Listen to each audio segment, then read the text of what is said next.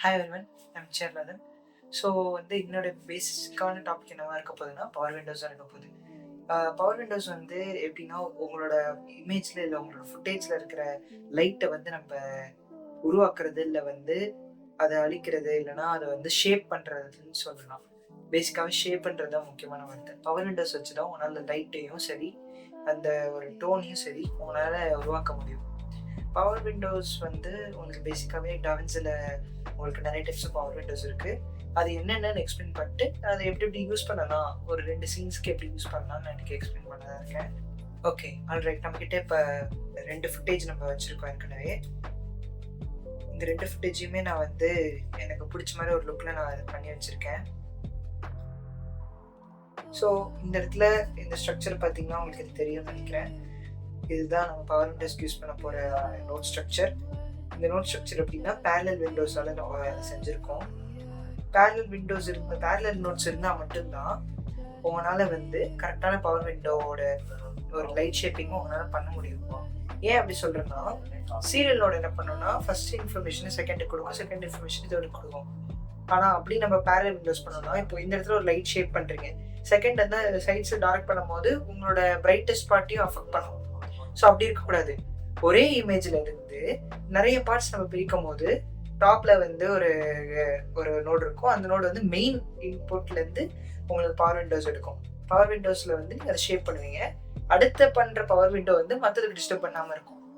எப்படி parallel note use பண்ணுறேன்னா, அது உங்களுக்கு ஃபர்ஸ்ட்லேருந்து சொல்கிறேன். ஃபர்ஸ்ட் நம்மக்கிட்ட இப்போ ஒரு சீரியல் நோட் இருக்குது, ஓகேவா? சீரியல் நோட் இருக்கும் போது Alt P கிளிக் பண்ணிங்கன்னா உங்களுக்கு பேரலல் நோட் ஒன்று வரும், ஓகேவா? இப்போ நம்மக்கிட்ட 2 பேரலல் நோட் இருக்குது. ஃபர்ஸ்ட்டு நம்மக்கிட்ட என்னென்ன கைண்ட் ஆஃப் பவர் விண்டோஸ் இருக்குன்னு செக் பண்ணிக்கலாம். இதில் பார்த்தீங்கன்னா உங்களுக்கு ஒரு ஸ்கொயர் இல்லைனா ரெக்டாங்கிள், நீங்கள் எதாவது யூஸ் பண்ணலாம். இது லீனியர் பவர் விண்டோன்னு சொல்கிறாங்க. ஸோ உங்களுக்கு அடுத்து இங்கே பார்த்தீங்கன்னா உங்களுக்கு ஒரு ஓவல் ஒரு சர்க்கிள் பவர் விண்டோ இருக்கும், லைன் பவர் விண்டோ இருக்கும். அதே மாதிரி உங்களுக்கு ஒரு பென் டூலில் வரைகிற மாதிரி கர்வ்ஸோட கூட வரையலாம். அந்த மாதிரி ஒரு பவர் டூல் நம்மக்கிட்ட இருக்குது.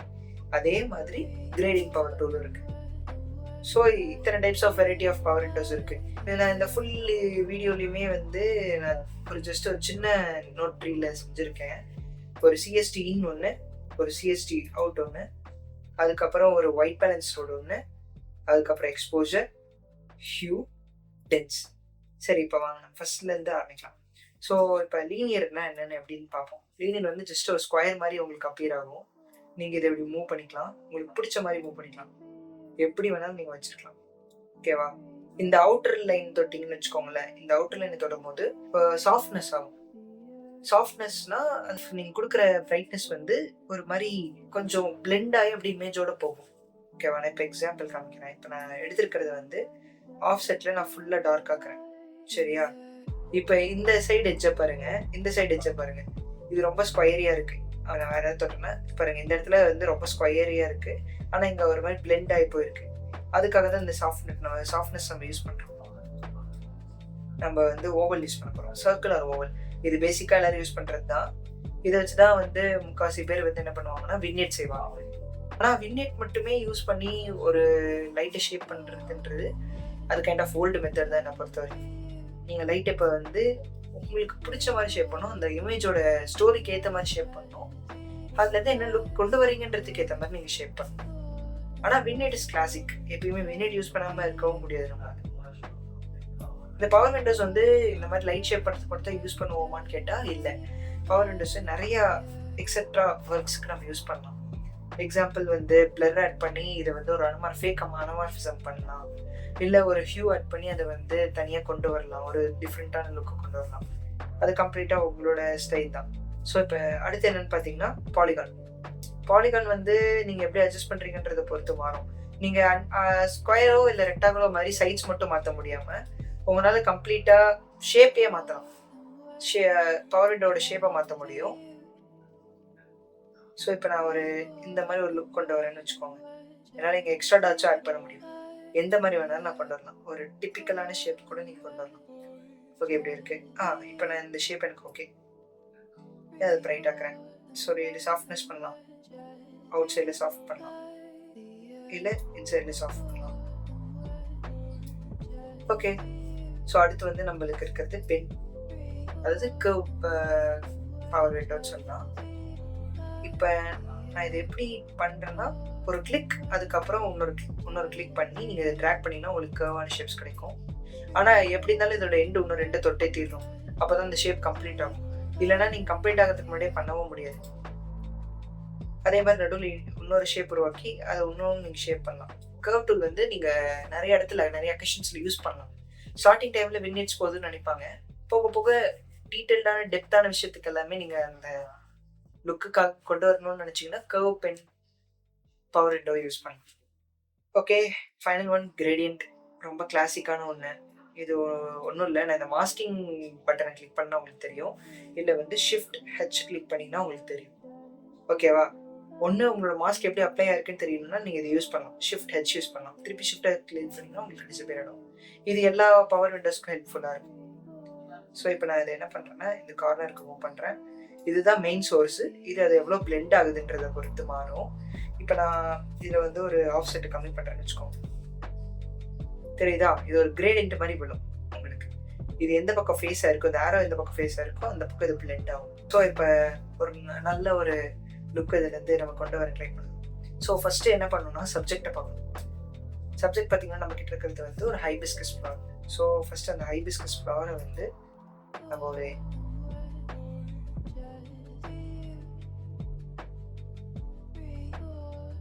சர்க்கிள் பவர் விண்டோ வச்சு நம்ம அதை கரெக்ட் பண்ணுறோம். லைட்டாக கொஞ்சம் அவுட்வர்ட்ஸில் பெண்ட் பண்ணுறேன். இப்போ என்ன பண்ணலாம்னா ஸ்லைட்டாக பாயிண்ட் ஆஃப் கெயின் ஆட் பண்ணலாம்.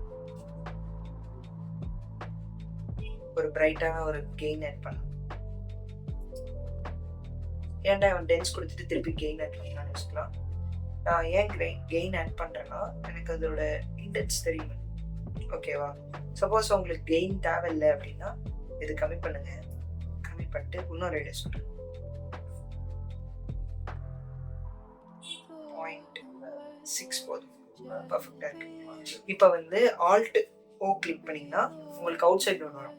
அதாவது இப்போ நீங்கள் பண்ணியிருக்கிறனோட நீங்கள் பண்ணியிருக்க பவர் விண்டோவோட அவுட் சைடு. இப்போ என்னோடது இதில் என்ன இருக்குன்னு பார்த்தீங்கன்னா ஒரு ஓ இருக்குது. அந்த ஓ சுற்றி இருக்கிற எல்லாமே வந்து நான் இப்போ கவர் பண்ண முடியும். உங்களுக்கு ஒரு எக்ஸாம்பிள் காமிக்கிறேன். தெரியுதா உங்களுக்கு? இப்போ நான் அதை சுற்றி இருக்கிற என்விரான்மெண்ட்டை என்னால் கவர் பண்ண முடியும். ஸோ இப்போ எனக்கு ஒரு லுக் கிடச்சிருச்சு. இப்போ அந்த இதோட ஃபோக்கஸ் ஆன மாதிரி இருக்கா? இது கிளாசிக்காக நம்ம பண்ணுறது.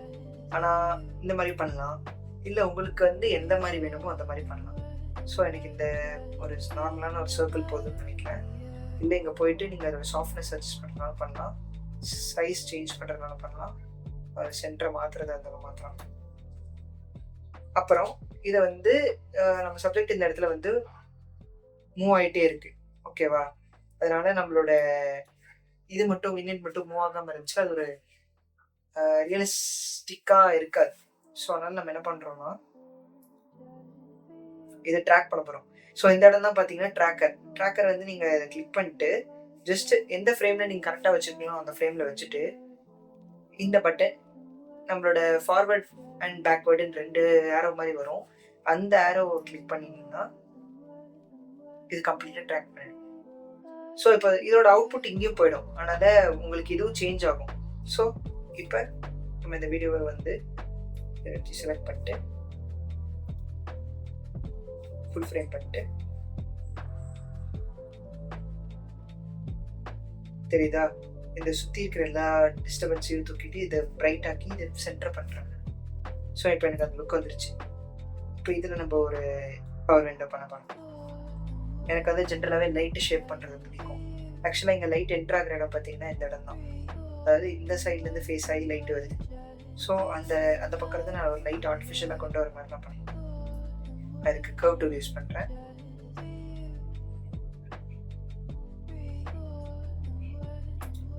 அவுட் சைட்லேருந்து கூட நீங்கள் வரலாம். எந்த ப்ராப்ளமும் இந்த மாதிரி வருது.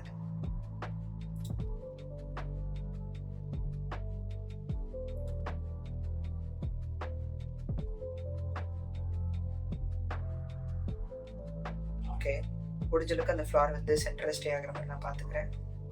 ஸோ இப்போ வந்து இன்சைட் சாஃப்ட்னஸ் கொஞ்சம் இன்க்ரீஸ் பண்ணிட்டு அவுட் சைடு சாஃப்ட்னஸையும் கொஞ்சம் இன்க்ரீஸ் பண்ணுறோம்.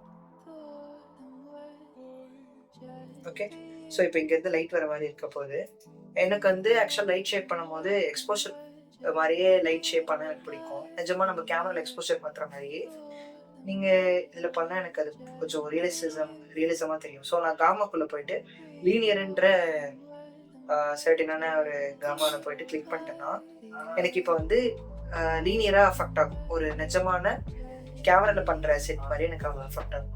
ஸோ கெயின் மட்டும் தான் நீங்கள் இதில் இப்போ லீனியரில் யூஸ் பண்ண முடியும். ஸோ கெயின் நீங்கள் இன்க்ரீஸ் பண்ணுறீங்கன்னு வச்சுக்கோங்க, நிஜமாக உங்களுக்கு வந்து கேமராவில் பிரிண்ட் பண்ணுற மாதிரி உங்களுக்கு கிடைக்கும். எக்ஸ்போஜர் இன்க்ரீஸ் பண்ணுற மாதிரி ரொம்ப அசிங்கமாக போயிடுறது ஸ்லைட்டாக தான் இருக்கும். இது ரொம்ப அதிகமாக யூஸ் பண்ணிடாதீங்க. லைட்டாக ஆனால் எஃபெக்டிவாக இருக்கிற மாதிரி பார்த்துக்கோங்க. அதுக்குன்னு ரொம்ப பண்ணாதீங்கன்னு நான் சொல்ல மாட்டேன், அது உங்களோட கம்ப்ளீட்டான விஷ் தான். பட் ரொம்ப அகலியாக தெரிகிற மாதிரி பண்ணிட்டோன்னா அது நம்மளோட இதுதான். அப்படி அகலியாக தெரிஞ்சாலுமே அவுட் சைட் சாஃப்ட்னஸ் வச்சு கொஞ்சம் இன்க்ரீஸ் பண்ணி டிக்ரீஸ் பண்ணி அந்த லுக்கு கொண்டு வந்துடுங்க. ஓகே,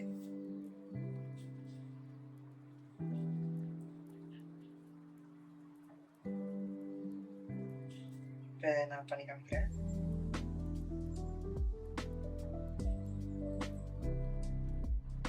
இது நார்மலான கண்ணுக்கு தெரியாது, பட் வந்து நீங்கள் இந்த வீடியோ புதுசாக பார்க்கும்போது உங்களுக்கு அந்த கண்ணுக்கு தெரியாது. ஆனால் எப்போ வந்து அந்த வீடியோ வந்து நம்ம ஒரு பெரிய ஸ்க்ரீன்லையோ இல்லை ஒரு டிவிலையோ பார்க்குறோமோ அப்போ வந்து அதை நோட்டீஸ் பண்ணுவாங்க. எப்படின்னா, அது ஃப்ளார் ரொம்ப நல்லா இருக்குல்ல, அதோட பின்னாடி இருக்கிற சரௌண்டிங் யாருக்கும் தெரியாது. ஃபஸ்ட்டு நம்ம ஷேப் பண்ணுறதுக்கு முன்னாடி அது இருந்த லுக்கு வேறு, ஆனால் அதுக்கப்புறம் இருக்கிற லுக்கு வேறு. ஸோ நான் என்ன பண்ணுறேன்னா, இதை இன்னும் டெப்த் ஆக்கிறதுக்கு ஒரு அவுட் சைட் நோட் போடுறேன். இப்போ 98 இருக்கணும். ரொம்ப பண்ணனாலும் அந்த டெப்த் கிடைக்கும். ஆக்சுவலாக எனக்கு வந்து இது வந்து வெறும் நார்மலான ஒரு லைட்டாக இருக்கிற மாதிரி எனக்கு அது பிடிக்கலன்னு நினைக்கிறேன். ஸோ அதனால் என்ன பண்ணலாம், லைட்டாக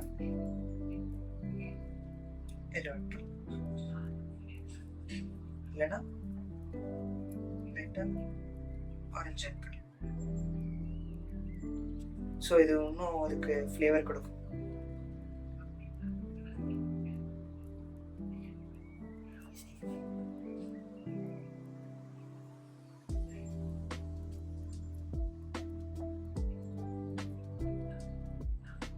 இப்போ அந்த டெப்த் நமக்கு தெரிஞ்சிருச்சு.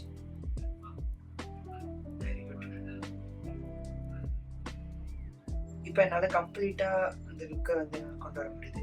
ஸோ சப்போஸ் வந்து உங்களுக்கு பிஃபோர் இருக்க நோட்லேயும் நான் இதே மாதிரி எக்ஸ்போஷர் கண்ட்ரோல் நல்ல ஒரு கேமராவில் எக்ஸ்போஷர் கண்ட்ரோல் பண்ண எப்படி இருக்கும் அதே மாதிரி பண்ணணும்னா அங்கே போய் நீங்கள் திருப்பி கேமரா போய்ட்டு லீனியர் செலக்ட் பண்ணிங்கன்னா ஆட்டோமேட்டிக்காக அது சேஞ்ச் ஆகிடும். இப்போ வந்து நம்ம பவர் விண்டோவை வேறு எதுக்கு அது யூஸ் பண்ணி பார்க்கலாம். இப்போ என்ன பண்ண போகிறோம்னா காஷன் வேறு ஒரு எக்ஸாம்பிளுக்காக தான் நான் அதை யூஸ் பண்ணுறேன் காஷன் பேர். ஆனால் ஆக்சுவலாக காஷனில் யூஸ் பண்ண மாட்டாங்க. நான் கண்டிப்பாக என்னோட கமெண்ட்டில் வந்து நீங்கள் அனமார்ஃபிக்கில் இருக்க கேளுங்க, நான் உங்களுக்கு கண்டிப்பாக நான் அதை ட்யூட்டோரியலாக பண்ணுறேன்.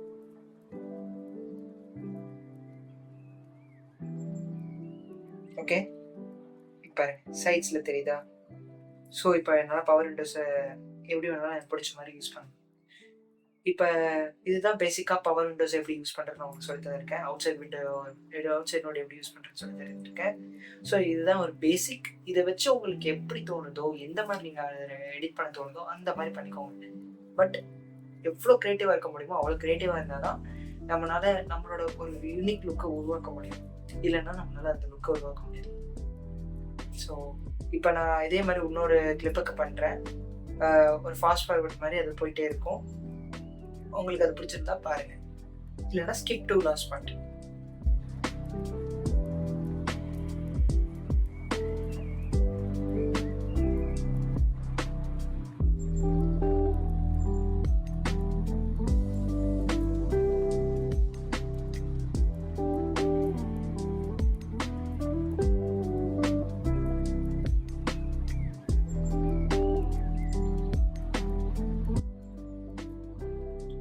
ஸோ இப்போ நம்மக்கிட்ட என்னோட 2 ஃபுட்டேஜும் ரெடி ஆகிடுச்சு.